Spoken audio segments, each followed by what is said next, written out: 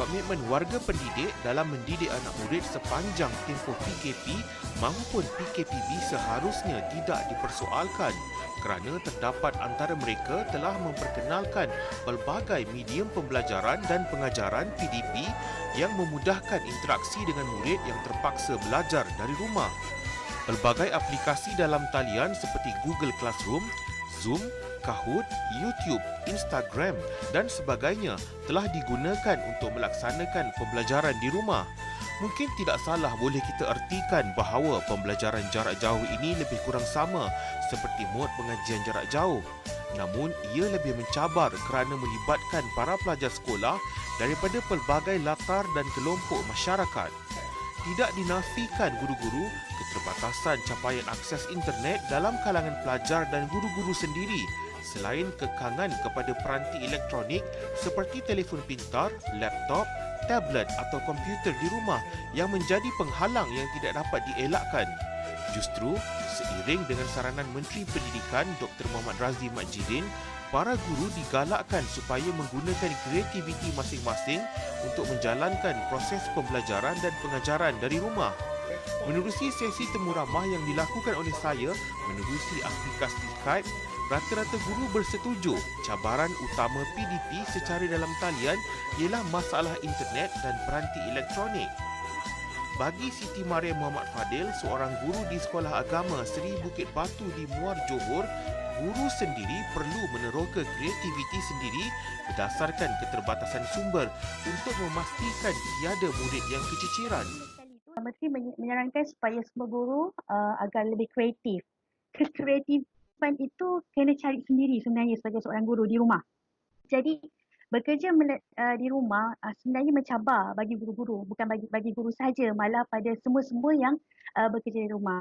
Jadi kita kena sendiri, guru sendiri mencari inisiatif bagaimana cara untuk lebih kreatif dan juga macam mana cara untuk menyalurkan bahan-bahan dan tugasan dengan cara yang mudah. Jadi sebagai contohnya saya sendiri menggunakan kaedah mula-mula fasa PKP yang bermula tu, yang mula-mula sekali tu saya menggunakan kaedah WhatsApp. Jadi semua ibu bapa menggunakan ada medium aplikasi seperti itu di handphone masing-masing. Jadi saya menggunakan pendekatan WhatsApp dahulu, tengok macam mana penilaian ataupun penerimaan daripada ibu bapa.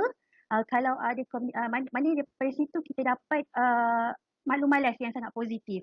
Jadi saya meneruskan dengan cara itu terlebih dahulu. Sementara itu, bagi Amirul Azwa Azhar, guru di Kolej Vokasional Likas Sabah, yang berkata cabaran utama proses PDP sepanjang tempoh PKP dan PKPB ialah untuk mendapatkan jumlah kehadiran murid dengan penuh ketika kelas secara dalam talian berlangsung. Jelas beliau, punca masalah utama itu berlaku berikutan capaian internet dan juga masalah peranti elektronik yang tidak dapat dimiliki oleh murid. Cabaran yang terbesar daripada pendapat saya kira daripada awal PKP sehinggalah PKPB ni kita alami cabaran yang samalah. So mana dua cabaran juga yang saya rasa rata-rata semua guru alami. Pertama adalah akses internet dan kedua adalah peranti itu sendiri. Maknanya dia tak berubah daripada zaman PKP sampai PKPB. Dua isu inilah yang selalu berlaku dalam kalangan pelajar sehingga menyukarkan untuk kita dapat penglibatan yang secara menyeluruh lah dalam kalangan pelajar itu sendiri. Jadi kalau setiap hari semua subjek pada satu tugasan, kita tak nak menyumbang ke arah kemurungan lah ataupun stres kepada pelajar itu sendiri. Jadi rasanya cikgu-cikgu tu dah lebih fleksibel. Ada hari kami bagi tugasan yang simple je. Bagi Syahrizan Sariwan, guru di Sekolah Menengah Kebangsaan Tawau, Sabah, kekangan yang dihadapi tidak melemahkan semangat beliau sebagai seorang pendidik. Namun, pelbagai medium diguna pakai dan diolah berdasarkan kesesuaian guru dan murid sendiri bagi memastikan matlamat PDP itu tercapai. Cabaran yang paling utama untuk sesi PNP sepanjang PKP dan PKPB ni ialah kebolehcapaian, iaitu walaupun guru tu dia memberikan latihan ataupun mengajar secara offline, tidak di atas talian, tapi sebilangan besar dependensi kepada komunikasi secara online untuk menyampaikan maklumat. So kalau pelajar tu tidak ada kemudahan ataupun guru itu sendiri tidak ada kemudahan gadget, peranti telekomunikasi ataupun internet yang memiliki capaian yang laju, benda ni akan menjadi satu cabaran yang besar, terutama sekali guru-guru dan pelajar di kawasan luar bandar ataupun pedalaman. Dengan sumber-sumber yang terhad dari buku teks ataupun buku aktiviti pelajar, daripada permulaan pelaksanaan PKP sehingga sekarang, saya hanya mampu melaksanakan PDP secara online, iaitu dengan menggunakan sepenuhnya kemudahan Google Classroom dan aplikasi Google Form. Okey, sebagai contoh, aktiviti dalam buku teks tu saya pindahkan dan type semula ke dalam Google Form satu-satu soalan tu, kemudian publish untuk pelajar jawab. So benda tu agak berkaitan dengan apa yang diorang adalah. Bagi Muhammad Afif Muhammad Saleh, guru di Kolej Vokasional Pertanian Teluk Intan Perak, beliau menyifatkan cabaran paling utama dalam proses PDP secara dalam talian ini ialah untuk memastikan murid-murid memberi fokus sepenuhnya ketika sesi berjalan. Kita tahu guru ni adalah pemudacara. Kita nak memberikan apa yang terbaik kepada pelajar kita supaya mereka tidak ketinggalan dalam hal pembelajaran ini. Dan saya sendiri menggunakan WhatsApp, Google Classroom dan alhamdulillah pihak sekolah memang menyediakan ID kepada setiap pelajar dan mereka mempunyai ID itu dan mereka boleh akses Google Classroom. Dan kita dah ada silibus yang kita dah ditetapkan, ada kertas penerangan kita berikan kepada kita punya pelajar dan mereka boleh membaca kertas penerangan tu dan kita memberikan satu lagi video kepada mereka supaya mereka dapat memahami apa yang isi kandungan yang perlu mereka tahu. Dan daripada segi orang kata pembelajaran dua hala antara guru dan juga pelajar, mereka boleh bertanya terus kepada pihak kita iaitu guru apa yang mereka tidak faham dan kita telah berikan penerangan supaya apa yang terkandung dalam silibus dapat mereka explore ataupun dapat mereka mengetahui apa yang terkandung silibus ataupun kita panggil sebagai course outline lah. Begitu. Dan bagi Norima Osman, guru di Sekolah Menengah Kebangsaan Munshi Abdullah Melaka, cabaran utama yang dihadapi ialah jumlah kehadiran pelajar yang tidak penuh berikutan kekangan akses internet dan juga peranti elektronik. Jelas beliau, kerisauan setiap guru juga adalah mengenai tahap pemahaman setiap murid menerusi kaedah pembelajaran secara maya. Kalau mengikut pengalaman saya, dia punya cabaran setakat ini ialah memastikan kehadiran pelajar tu dalam kelas secara maya tu. Okey, sebab kita tidak bersama mereka, mereka berada di rumah masing-masing, jadi kita tak tahu keadaan mereka pada ketika itu macam mana. Contoh, kalau dalam jadual, kita punya kelas akan start seawal 9 pagi. Okey, tapi kadang-kadang mungkin pelajar tersebut tak boleh nak attend kelas pada masa pukul 9 pagi tu. Jadi dia adalah satu cabaran lah. Dalam satu kelas ada lebih kurang 30 pelajar, jadi tidak semua 30 pelajar itu akan hadir serentak. Mungkin pada waktu itu cuma 5 orang sahaja ataupun paling ramai pun setakat ni kelas saya dalam 10 orang. 10 daripada 30 pelajar tadi. Okey, jadi pertama pada saya cabaran dia ialah memastikan kehadiran pelajar tersebut. Dan kedua, cabaran saya ialah untuk pastikan macam mana pengajaran kita tu berkesan, sama ada pelajar tu boleh faham ataupun tidak. Maksudnya dekat situlah saya paling risau kefahaman setiap pelajar dalam macam mana bila cikgu menerangkan secara maya lah.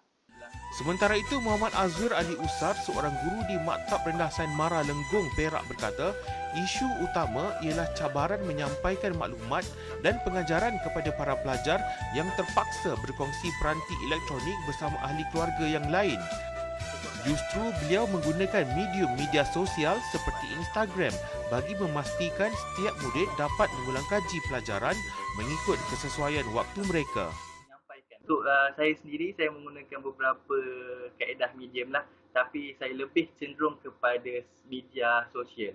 Yang utama adalah Instagram, di mana kalau kita tengok anak-anak sekarang lebih cenderung kepada Instagram, yang mana sambil mereka ber-Instagram, scroll, mereka boleh tengok video. Di mana dalam kaedah yang saya gunakan, kita akan buat video live sebelum tu kita akan up dulu, kita akan muat naik nota dan sebagainya untuk mereka baca dahulu. Kemudian daripada segi nota telah diberi, kita akan buat IG live, yang mana IG live ini kita akan save kemudian di IGTV.